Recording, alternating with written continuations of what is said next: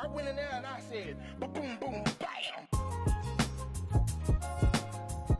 Hi guys, welcome back to my channel. I know it's been a while, and that's just because I've had so many excuses on why I can't make videos. I can't find my camera, I can't find my charger, there's too much time that has gone by. You know, there's so many changes that are happening in my life that I just don't have time. So today I decided to get on here and say, forget the excuses. I have been constantly messaged by each and every one of you, and I'm so grateful for that because you guys are continuing to consume my content and ask questions and reach out.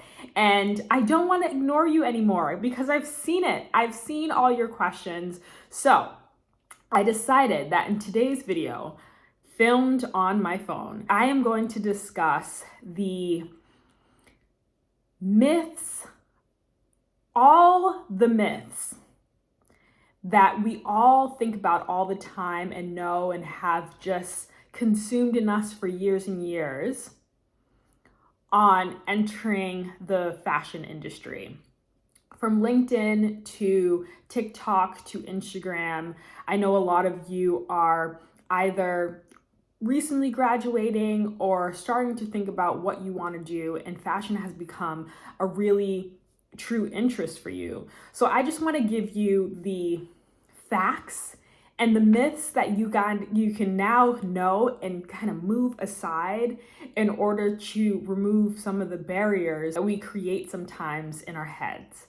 So if you don't mind this phone quality and you just want to have the information to get started, then keep watching. So the first myth that I'll discuss is just you have to go to school for fashion in order to make it into the fashion industry. That is such a lie when I tell you that the majority of people that I work with, that I have worked with, did not go to fashion school. I remember when I was graduating college, or when I was graduating high school and looking into colleges, I was only focused on the FITs of the world, Parsons, or just schools that had majors that really focused on the fashion industry. That is very unnecessary. Just take that out of your mind. It really doesn't matter. You could have gone to a community college, a school in the middle of nowhere that no one knows about, that has nothing to do with fashion, and that will not be a barrier of entry for you. So I would just completely remove that from your mind, okay? And this falls into also, you have a myth about having to major in fashion. No, majority of the people, all the people I have worked with in this industry, they did not study fashion. They didn't. Unless you are in more of like a technical job, so it's like a designer and you really need to know how to sew, or you're a creative director and you really need to know the history of art and references.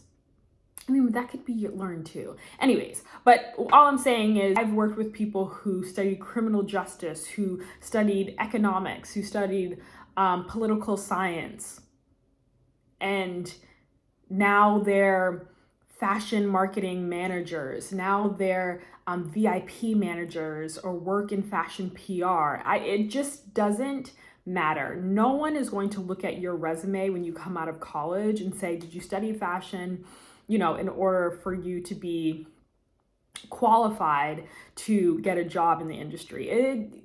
It doesn't matter at this point. Study wherever you want. Focus while you're in college to really build a network. While you're in college, focus on more building your skills and experience that you need. That's kind of general for any job. So public speaking, building a presentation, developing communication skills. Like those are things that are kind of, that can work whether you are working in the court system or you're working in the fashion industry, you know what I mean? Or like nursing, whatever, you know what I mean? So it doesn't really matter. Take that out. It does not matter. Majors, what school you have gone to, no one gives a damn. Okay, another myth that you need to know is a damn lie is that you have to be in New York in order to work in fashion. I say this with a caveat because it does make it easier. If you particularly want to work in luxury fashion, then that's where majority all the companies that you want to work with are. You know, the LVMHs of the world, the Kerings of the world, the Capris of the world, like those are the large companies, and there's such a mass of job opportunities within those companies.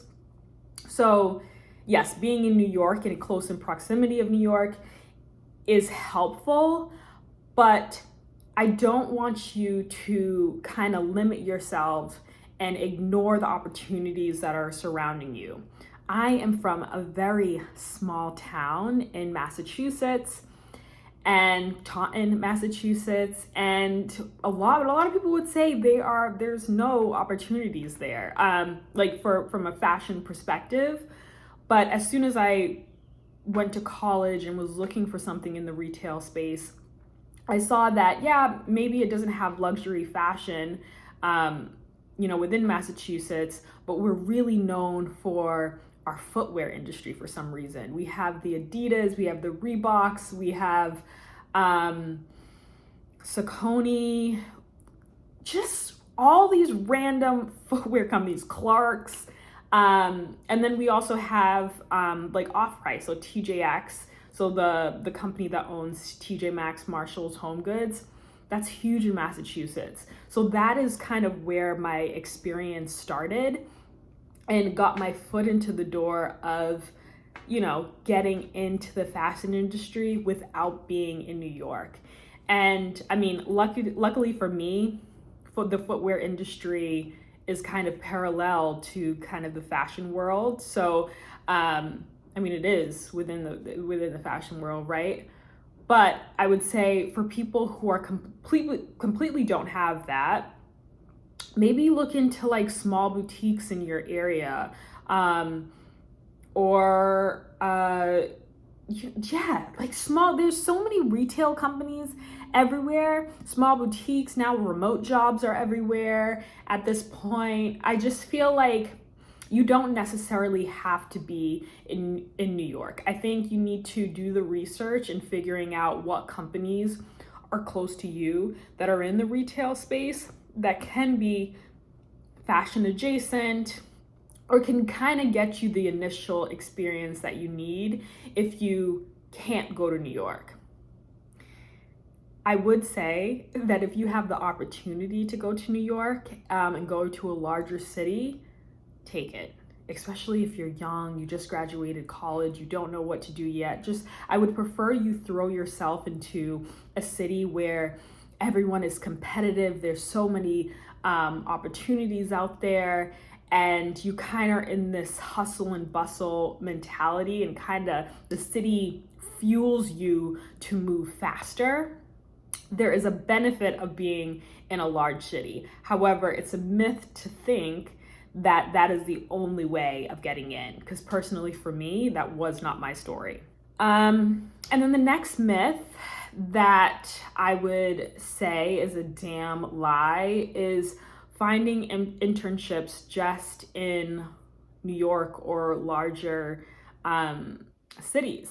Once again, that wasn't my experience. If you have the opportunity, great. But I think you also need to realize the places and businesses around you that could help for you to get that same experience that you would get if you went to New York. So again, looking at your local malls, looking at your local boutiques, your consignment stores. Like, these are all places where you could gain the knowledge of merchandising, of really understanding the localized trends and how they ladder back into more mainstream trends. These are the opportunities where it's such a small team, so you could actually make more of an impact, and people value your eye and what you bring to the table. Oh shit, I have to pick up this call, 1 second. Okay, sorry, I had to pick up that call. But what was I saying? Yeah, I think you could just make a more of an impact in a smaller company, and that just allows you to put more on your resume, because you're not just going to be at a big company getting coffees. You're actually going to be working side by side with hopefully the founder of the company or the owner of the business. And lastly, I feel like you should know this last myth, because I'm sure if you're interested in fashion, you've definitely seen The Devil Wears Prada. But I'll just reiterate it again for those who have not. You do not need a particular style to be in fashion. I know a lot of my videos touch on, how people are dressing and, things to kind of elevate your style. But I think one thing reigns true, and I've continuously said this in my previous videos, is that personal style is key. You don't need to be quiet luxury or a particular style in order to get recognition or be accepted into this industry. I think what's great is the creativity that everyone has and just the range of styles that you see. So from like super preppy, to very grunge and gothic, to refined and tailored. Like, there's just so many diverse people. And I think what's really great and beautiful about this industry is that we celebrate all the differences. That's what I've seen in my experience. So I wouldn't necessarily think you have to have a certain look. Some people don't even give a damn about style at all. They throw on what they have, but really what drives them in this industry and really what makes them successful is having an understanding of references, being able to look at a garment and understand, where did the inspiration come from? What was the collection that really inspired this, or the previous designer? Or they have a clear understanding of how the market moves and what trends that we need to capture in order to be relevant for a wide range audience. So I think style, yes, it's fun. It's what makes fashion exciting, and that is something that you can't take away from this industry at all. So I would say that is a total myth that you have to look a particular way or be a particular person. I think diversity is really something that is celebrated, in my opinion, experience. Anyways, I hope you liked this video. I know I was talking really fast, but shoot off any questions, follow-up questions that you may have, but I wanted just to leave you with this. I hope you're doing well. I was just gonna promise to make more videos, but who the hell knows? No more promises. Just be happy with this one. I'll see you next time. And yeah, let's stay connected. Bye.